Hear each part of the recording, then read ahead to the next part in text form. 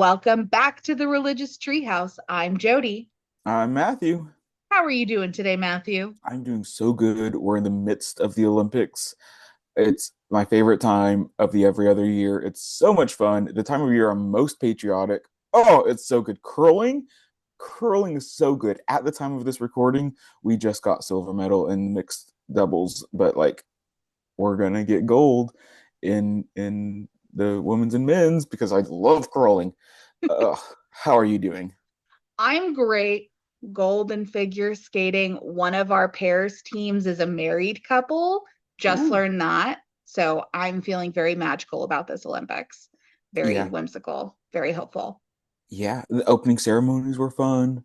The Yeah. Super Bowl that just happened, halftime show there was great. Like we are doing good in the world of sports. Wait, real And quick. Can by we talk about that set at the Super Bowl? It was so cool. sure, let's go. No, I just like the physical set of Mhm. like, okay, the people, first of all, who are dressed up as bushes. Um, Amazing. Amazing. It was the power poles, the Mhm. electricity poles. Apparently, he didn't want to have a harness, so they got like special insurance. Anyways, Yeah. it Well, but was like a because that production. commentary because of like Puerto Rico's like problems with like the electrical grid and Yep. stuff like that, like Yep. profound, great job. There were so many just it there's so many deep dives on YouTube already. We don't need to add to that. Are they But really? if you haven't watched it, go watch it. And you may have already seen what we will be talking about today, which is Footloose. Footloose. Matthew, this was your first time watching Footloose, yes? I'd seen parts of it in the past, but this is like the first time I've like unless like I'm sure my parents like had me watch it when I was a kid because they love this movie. But this is the first time I like remember sitting down and watching it start to finish. But yeah, I was a fan of it. It was good. Yeah. Where so Oh, when we're before talking, we get started, yes. thank you to Kaylin A for requesting this movie. If you want more requests from us about like what movies you want us to watch, let us know. Because I was real worried because like I know like the general outline of this movie, but I was like, okay, religion is like vaguely a part of it. But like as I was watching this, I was like, oh no, religion is a big part of this. Like I'm Yeah, so glad that we watched this. yes. But continue. No, I was actually going to get into the religious aspect because I Yeah. was going to say, did you feel there was enough religion in No, this yeah, movie? for sure. Like I think fundamentally this was like religion maybe not explicitly part of everything. I mean in some parts it for sure was explicitly part of it, but it was the background, all of it that was necessary. Like without the religious aspect of it that was kind of residing over everything, this movie wouldn't have anything to it. So I think looking into the religious aspects there is imperative to understand this movie. And so I'm so excited to talk about this. Perfect. Shall we just start at the beginning? I guess. Feet everywhere. Just say you have a fetish, people. My God. I Okay. forgot how much foot there was. Um, shoes. They were mainly dressed. The men's were. Yeah, I suppose. Yeah. There was an open toe. Oh And no. her tone was, I'm being weird about it. I'm the one making it weird. My bad.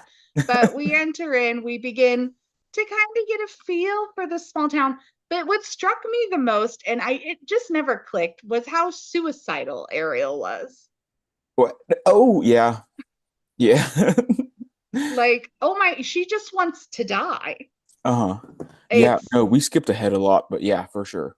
well, no, because you see it almost right away when she's like standing in between the cars Yeah, but and the that's after the trucks coming at sermon. them. The opening sermon like sets the Oh, scene for the whole movie.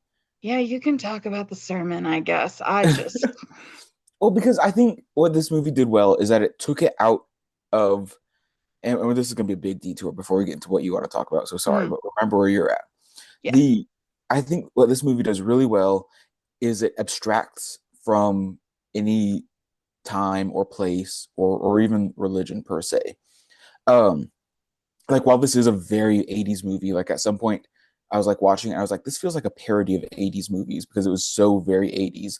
But at the same time, it's never set in a specific year, it's never set in a specific time.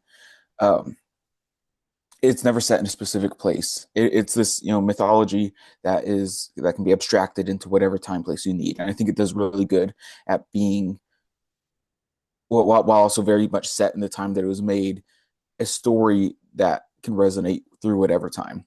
Yeah. And also, I don't think Christianity, like the word Christianity, is explicitly mentioned. I mean, maybe it is, and certainly not the denomination, Yeah. ever explicitly mentioned.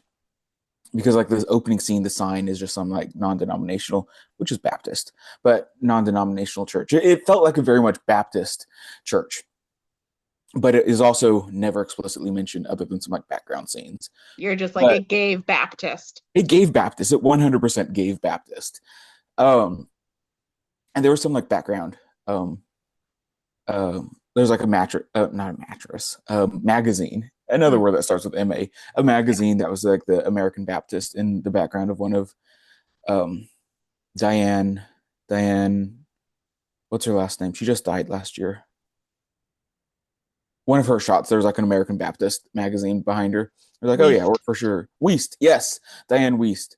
Um, so like definitely giving Baptist, but never like explicitly mentioned. This is like this abstracted, American, like very clearly American time, not really important, other than like it's just a obscenely 80s movie. Yeah. And just like a general religion. Like we're not critiquing Presbyterians, we're not critiquing Methodists, we're not critiquing Baptists even. This is just like, hey, there's a religion happening here. And I think I appreciated that. Yeah. Definitely. Um, and then and of course it's Christian because they quote from the Bible, the Old and New Testaments, in some of the scenes. So like there is like that Christian explicitness to it for sure.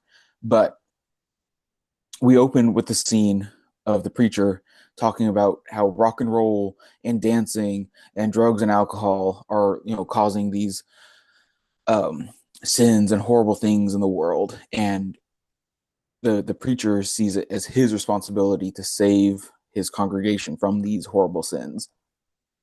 And I think that does I, I think that is accurate in how a lot of these small town preachers see themselves and how they present, hey, we shouldn't be XYZ. And in this case, we've chosen dancing as like the main thing that we're fighting against because dancing leads to unmarried sex and drinking and smoking and stuff like that. 80s movies love to smoke. I think it's so funny. I was watching E.T. a few months ago and I was Mhm. like, oh my goodness, these are like 12-year-olds and they're all smoking. What in the world is going on? I love that 80s movies are like, yeah, we're just gonna have everyone smoke the whole time. It's so funny to me. Yeah, no, I really resonated with that kid at the end of the sermon who fell asleep because my eyes really did just glaze over during that part of the movie because I was like, this feels like something I've heard before. Mm. I'm tired of this, Grandpa. And that's why I skipped ahead so much, but you're right. No, rock and roll is the root of all evil, and he Amen. must keep his sheep safe from it and its dangers. Hallelujah. Hallelujah. And we meet our guy Ren at church. Mhm. Poor Ren, new to town and immediately thrown in a chapel. Mm. It's so sad. Mm. But Ch- did he? chastised for reading a book. Yeah. How dare you read Slaughterhouse-Five? Yeah. How dare? Yeah. Which the book conversation, like it was in the background. Mhm. It felt in the foreground for me. Yeah. Well, because part of me looks at Ren and thinks that man's never read a book in his life. The other part of me is like, okay, cool, good for you for reading, you city boy. But like, I don't know, that felt really weird for me that they were like, yeah, we're gonna make sure that we know that Ren has read Slaughterhouse-Five. And then we move into like the book burning scenes later. I mean, Ren as a character really is so complex. He's Mm-hmm. read Slaughterhouse-Five. He does gymnastics. Mm-hmm. He likes to dance. And he can fight. Yeah. He's Yeah. got it all going for him. He really does. He's a great guy. We're not seeing any and he won chicken, tractor chicken I mean, on accident, but he won. on accident. Um, Kevin Bacon, really. He ages well. He ages well. Can I move on to Ariel being suicidal Yeah, now?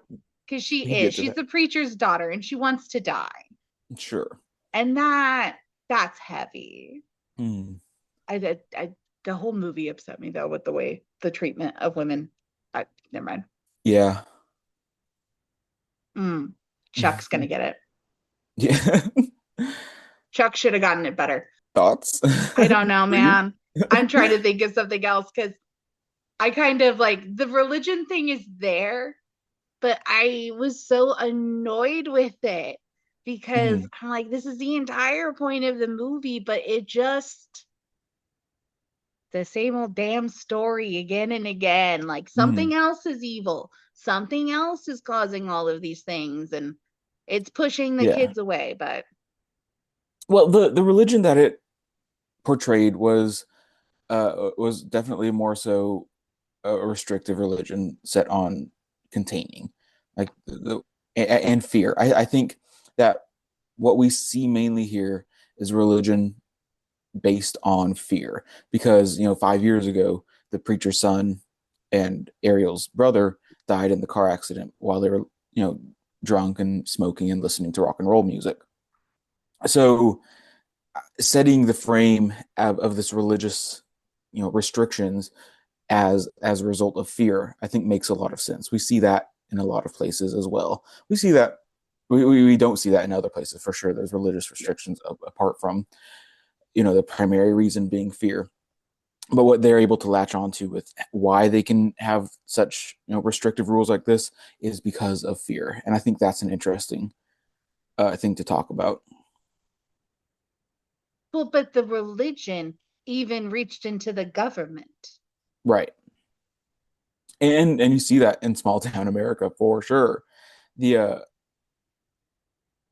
the way that because it's a small town, like the way that the preacher had such a big influence on everyone as if he was like running the town definitely shows the like importance of Christianity in that area. That if you Yeah. weren't part of that church, because that church was full, anytime that man was sermonizing, that church was full, like implying like the whole town was there. Yeah. Like even all the high schoolers doing all their high school stuff, everyone was at church, which does, I think, highlight the importance of religion in 1980s America. And okay, well, I think we haven't talked about this. I think the preacher, what's his name? I can't remember. Shaw Moore, Reverend Shaw Moore. I think he was a very intentional mirror to Jerry Falwell Sr. Mm, Um, I think there were a lot of mirrors between them and the moral majority and stuff like that. And even like Nancy Reagan's like just say no, like her stuff with like the drugs. mm. Um, but having him be like this voice against all these secular things that you have to stay away from was very much Jerry Falwell Sr. coded. Yeah. No, everything was evil. Mm-hmm. Everything that wasn't right was evil, and that it's a very frustrating movie. Mm-hmm. It's I don't know why it was so frustrating. I'm like, this should be fun. And I'm like, but it's fun because they're having to constantly battle with these adults for the right to read things, Mm-hmm. to express things. And no one even took him seriously, Ren seriously, until he's pulling biblical passages that Right. he's not even familiar with out. Yeah. Well, I think that's interesting. I think this that puts a good point on where we'll talk specifically about Christianity, where Christians get authority from. Because a lot of times, especially in Protestant churches, you'll hear people claim the idea that authority comes explicitly from the Bible. And whatever the Bible says is how things go. And so when it comes to dancing, people will go to like Revelations and a few other places where um, it says, don't indulge in, I don't know, the word isn't dancing, but it's like extra fun times. I don't know. Revelation, who cares? That's New Testament. Old Testament is where it matters. And so you'll get like points from Christians saying we can't dance because the Bible says so, and they'll quote a few things. And what happens is we forget that the Bible isn't univocal. It wasn't written by one person. It was written by many, many people with many, many different points of views. And what Rin points out is the opposing biblical views, where a psalm, I think Psalm 149, talks about the joys of dancing, and we look at King David, who dances for the Lord, and Ecclesiastes, there's a time for dance. So what this does is it says, okay, if the Bible is going to be the authority, we have to consider what happens in all the parts of the Bible, and what isn't. And the Bible isn't the authority for Christians, like at all. What is the authority is the interpretation and the tradition. And the tradition and the interpretation is what guides which biblical passages are deemed important enough to read and are deemed authoritative. So because the tradition highlights biblical passages that admonish dancing, that's going to be what happens in the tradition. It's not that the Bible gives authority to Christians, it's that the tradition gives authority, and that's what Christians are following. Okay.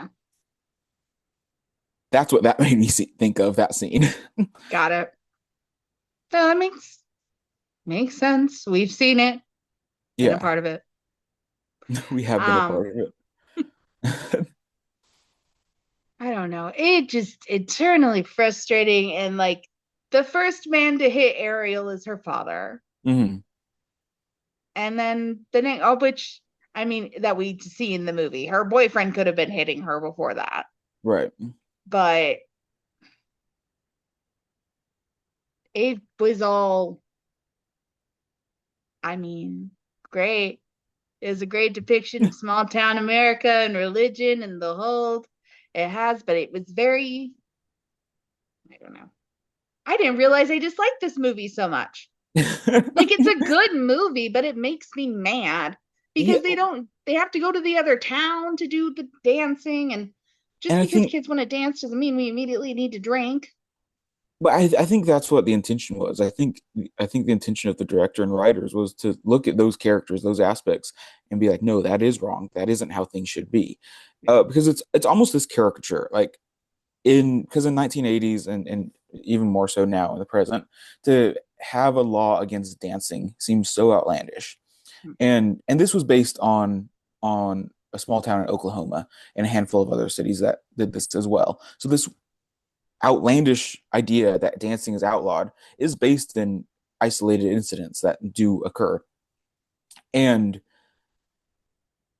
and on the one hand, that feels so outlandish and crazy that like we couldn't hardly imagine it, but also that it does exist. And like some universities, like Christian universities, still don't allow like dancing, like Liberty University, like outlaws dancing still for on campus, which is so funny to me that we're still like hyper fixated, like some forms of Christianity are still hyper fixated on this very traditional, very fundamentalist view that would outlaw something that we see as so banal as dancing. Yeah, dancing, guys. It's an expression of movement and joy. Like when we see the kids at the diner dancing before she gets busted by her dad, the thought Mm-hmm. that crossed my mind was, thank goodness these kids have a place to get these emotions out, because one of the best way to get boys to get out emotions is by moving. Mm-hmm. And like this is a generation of kids who have all been scarred. Like they know the story of how those teens died. Mm-hmm. They've had to pass by the bridge where it happened. It is a trauma that is embedded in the entire community. And Mm-hmm. one of the best ways to process through trauma, which is movement, has been eliminated. Mm-hmm. I That's why Ariel was the way she was. Tried to get run over by a train. She did not want to live. She did not want to be there. And she was living within the inner sanctum of their religious center. Hmm. She was living inside of it. I just think about that poor girl. I get it. I'm so sorry. I'm gonna go every which way on this because I'm like feminism, Hmm.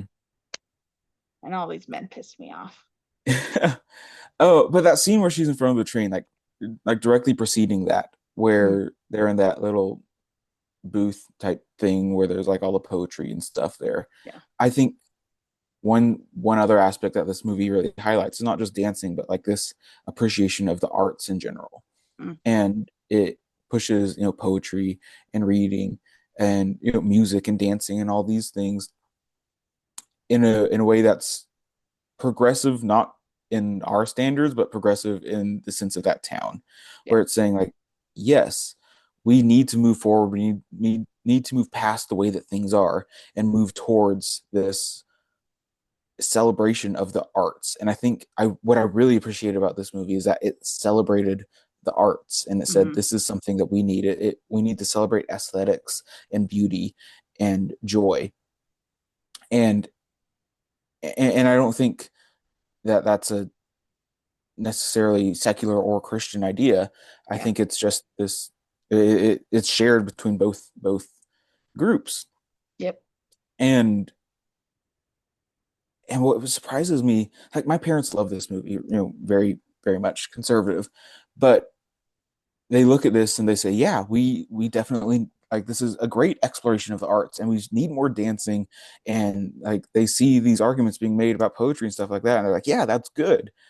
But like there's also this like dichotomy of like they never once or not I'm exaggerating here, but like there is no real appreciation for the arts continued. It's this abstract idea of like, yeah, as opposed to this super, super fundamental caricature, we need progress from that to be like, okay, yeah, a little dancing's okay, a little art's okay.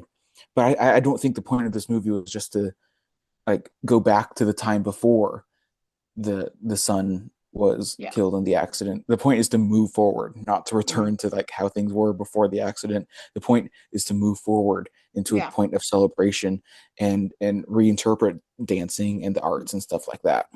Yeah. Oh my gosh. And the community division, because it was all Mm-hmm. the old people against the young people.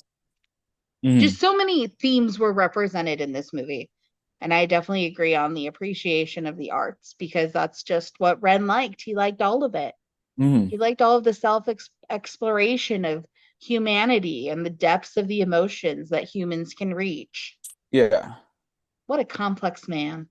A complex, complicated man. He contains multitudes. He contains multitudes and he working at such a rugged job, hauling whatever that was. Was it flour? I think it was. Yeah, I have to be honest, I was mostly looking at Kevin Bacon's muscles. sure, Um, sure. I am but a woman. And I know not, put me in the kitchen. So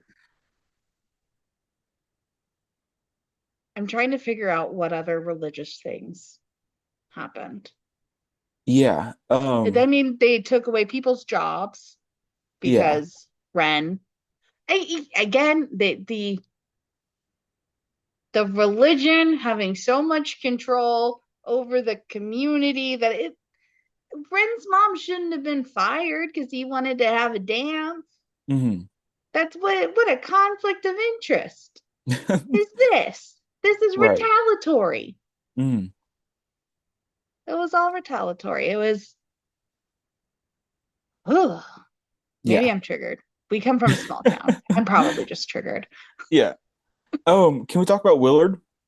Yeah, we can talk about Willard. What I about have Willard? nothing of real, excitement White thing boy to can't say, but dance. I love Willard and I love that he can't dance and I love that he has no tempo or musical ability.